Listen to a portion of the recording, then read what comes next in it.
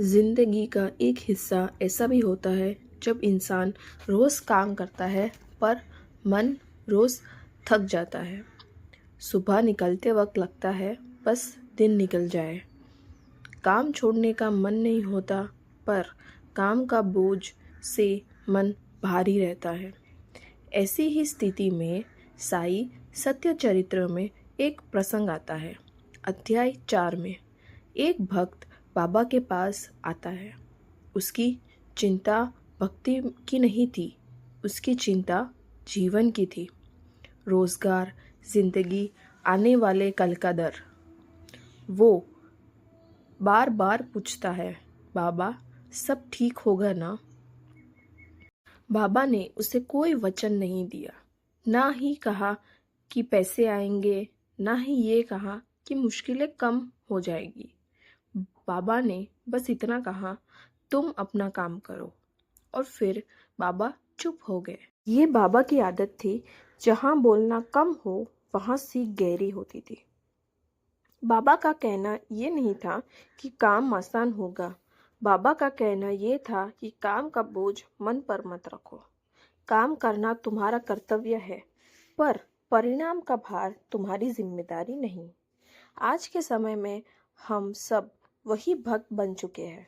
रोज काम करते, टारगेट, जिम्मेदारी, घर का खर्चा, बच्चों का भविष्य, और साथ ही एक सवाल, आगे क्या होगा? बाबा ने इस सवाल का जवाब अध्याय 9 में दिया है। वहाँ बाबा कहते हैं, जो भक्त अपना धर्म निभाता है उसकी चिंता बाबा खुद करते हैं। पर धर्म का मतलब सिर्फ पूजा नहीं होती। अपना काम ईमानदारी से करना भी एक धर्म है।